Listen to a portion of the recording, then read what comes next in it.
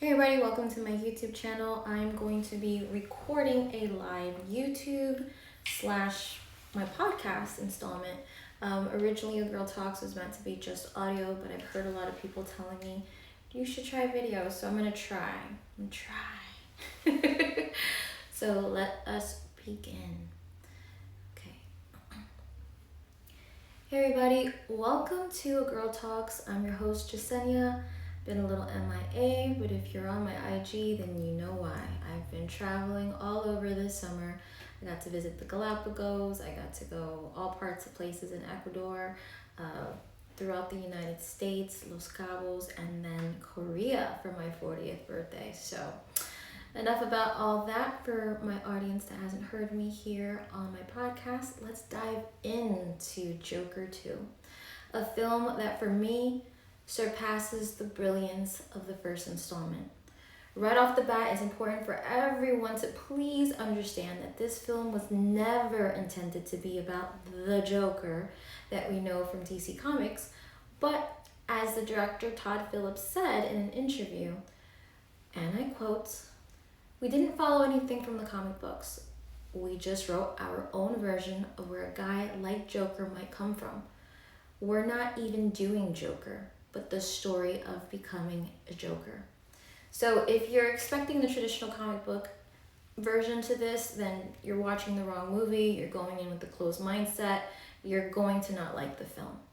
This is its own interpretation, both, done rightfully so and but so different from each other in realms of where they exist. This Joker is a psychological character study, digging deeper and deeper into the mind of a man that, was abandoned by society. He was left to defend himself in a cruel, unforgiving world that was introduced to him as a young child into his young adolescence, and then the man that he became, or the Joker that he became. I'm going to dissect a few of my thoughts in pieces so that I don't lose you. I want to first start with why I liked this film more than I liked the other film, and this is why. The first Joker was about Arthur. We see him slowly descend into madness, showing how, the system repeatedly failed him after failure, and this sequel takes it deeper, as I mentioned, exploring not just the downward spiral, but also the complete retreat into his world, the disillusion, the fantasy that he created, this world that he lives in. And what stood out to me in the sequel was the use of singing, and I know it confused a lot of critics, and a lot of people actually mislabeled this to be a musical. It was not a musical. Yes, there were singing and dancing sprinkled throughout the film, but I feel like it was necessary. It was necessary for us to see that, what went into his mind, versus when we see, Arthur, Joker, dancing around, frolicking to the beat of his own drum. Singing has long been used in therapy to help individuals process their trauma, to express their emotions that they otherwise couldn't verbalize. And it makes sense that Arthur now fully is consumed by this mental illness, getting treatment in jail, would escape in music and song, in ways to help cope with his reality, the reality that he's living in. He's living in jail. He, is realizing that he murdered people.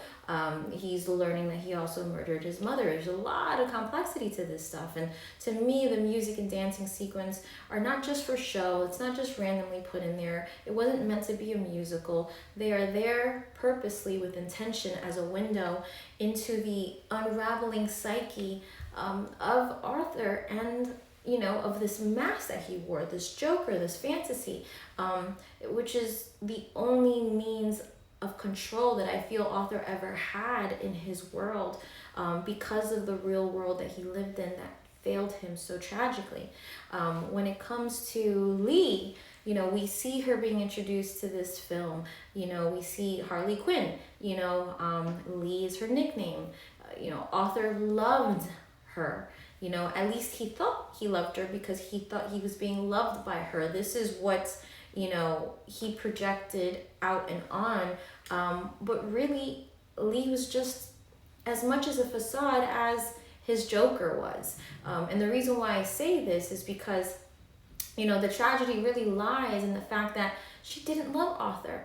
She didn't love Arthur the broken man. She loved the persona, the masked Joker, the chaos, the power, the tension that it brought, not just to him, but to her as well. And Arthur's love, as genuine as it was not what Lee wanted.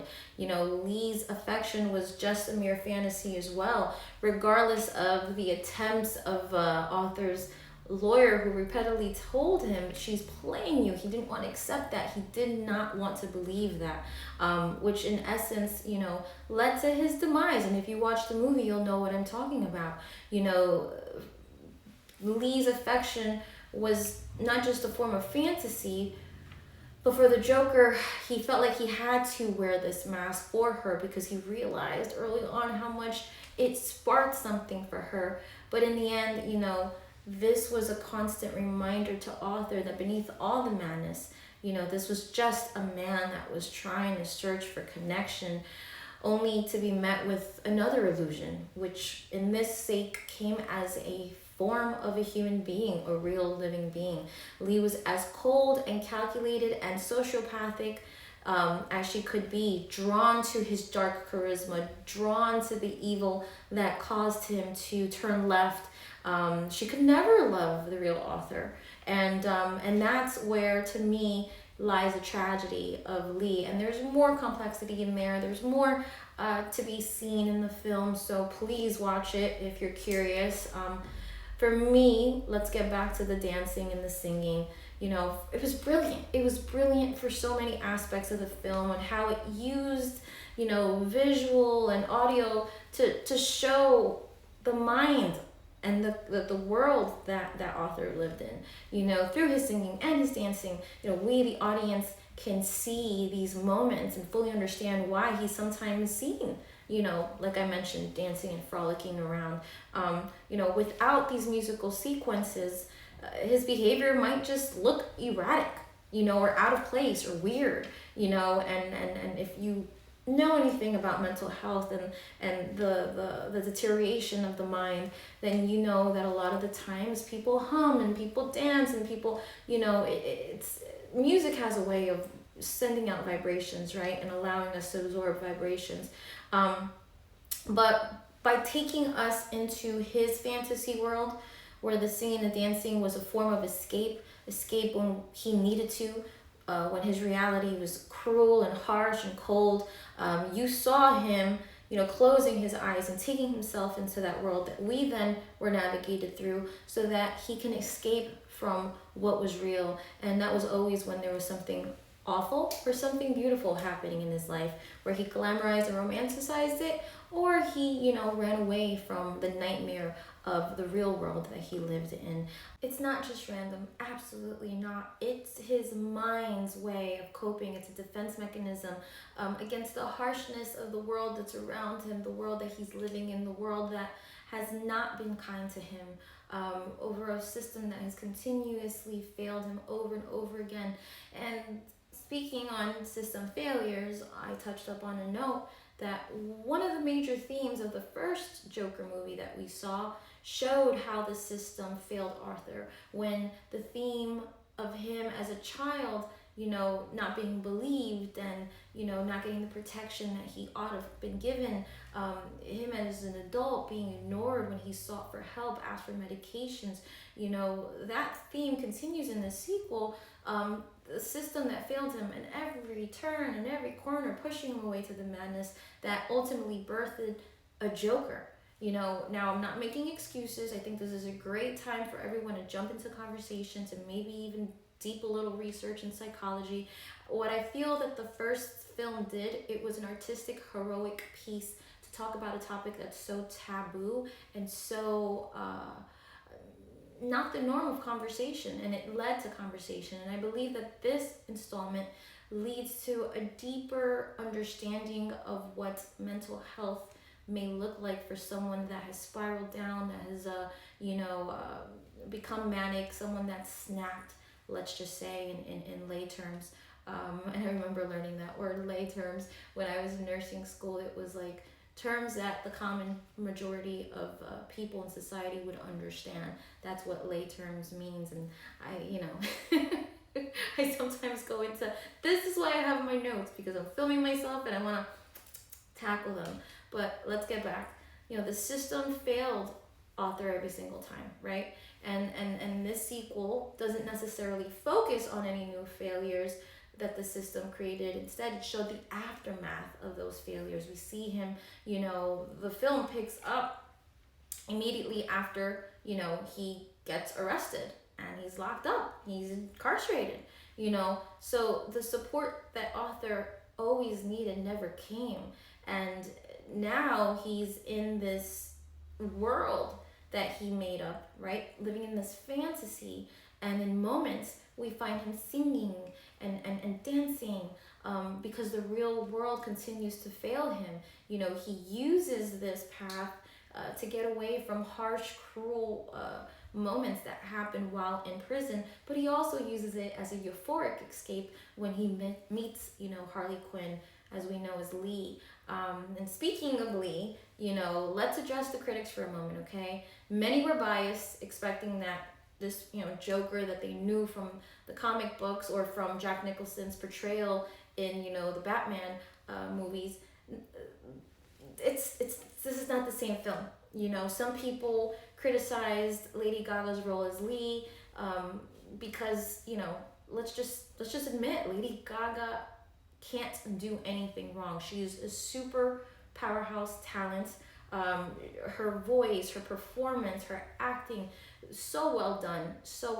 I feel like too many people who saw this film are probably like, I'm watching Lady Gaga, but that's their own bias. They need to see this as a separate piece. They can't look at Harley Quinn as Lady Gaga or Lady Gaga as Harley Quinn.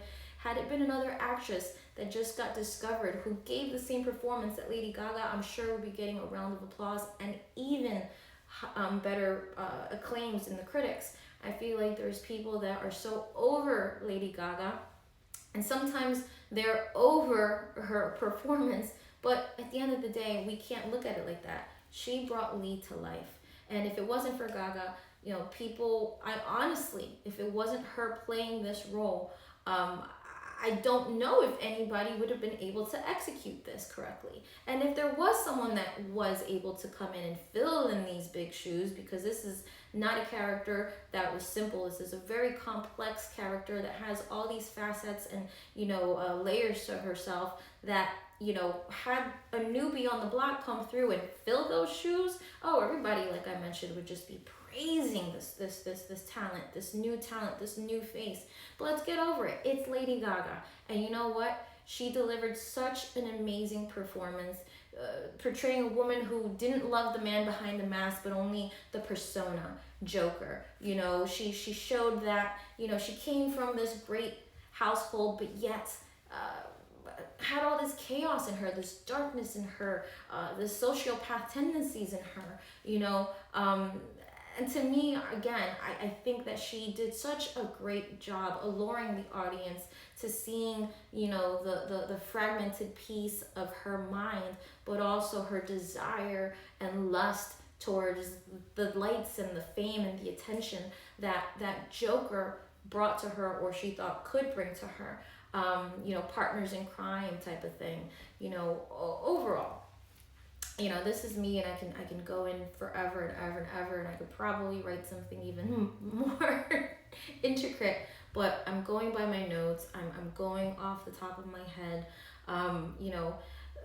If you loved or enjoyed or liked the first Joker, I'm so confident that you're going to appreciate this one too. You need to approach it with an open mind. You need to remind yourself which portrayal of Joker you're watching, and you need to leave any preconceived notions at the door.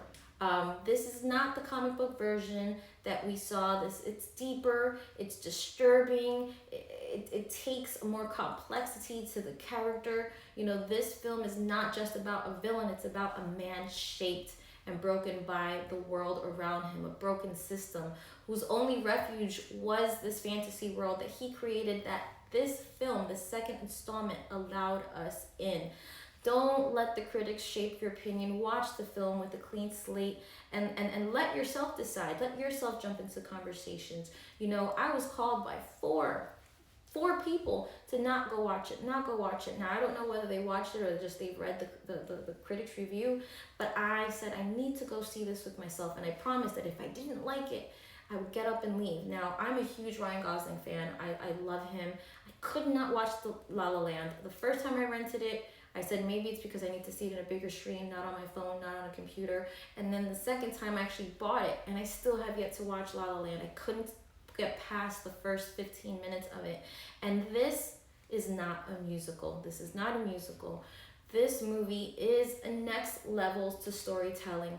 It's to me the completion of understanding this complex, vulnerable man that we know, author, who wears this mask, Joker, and I'm absolutely here for it. I love it. From the use of music to dance to the reflection of his crumbling mind to the tragedy, you know, of the love story between him and Lee, you know, it just takes this character to like new heights for me, making me question who in fact is the real villain, you know, author or the society that abandoned him. You know, I really, really, really, really encourage everyone that's listening to this to go watch and come up with their own conclusion. Here at A Girl Talks, I love to share my thoughts and feelings because I'm open to hearing other people's thoughts and feelings and making them my own, coming up with my own. And that is what this platform, this podcast was always about, was to give you some gems and for you to go check it out for yourself. Whether it's research a topic, whether it's go watch that film, whether it's read this book, do yourself a favor. Go check it out if you liked the first installment. And then let me know what you think. This is A Girl Talks, and I'm so happy to have been able to come back after a little MIA. I do plan on doing more episodes. I was recording this, filming this. I don't know if I'm going to continue to film. It's not easy, but you will always be able to find the audio here on this platform. Thank you for tuning in, and I will be back. Bye. OMG, OMG, OMG. Thumbs this up if you liked this video. Subscribe to my channel. Let me know what your thoughts are. If you watch this film, do you want me to do more videos? I will say this is not easy. Filming, recording, going off my notes. I feel like I would be better with a team. If you know a team out in New Jersey, New York that can make my podcast come to reality, where we could just go in and I can do my thing, well then leave their names down below too. I will be back.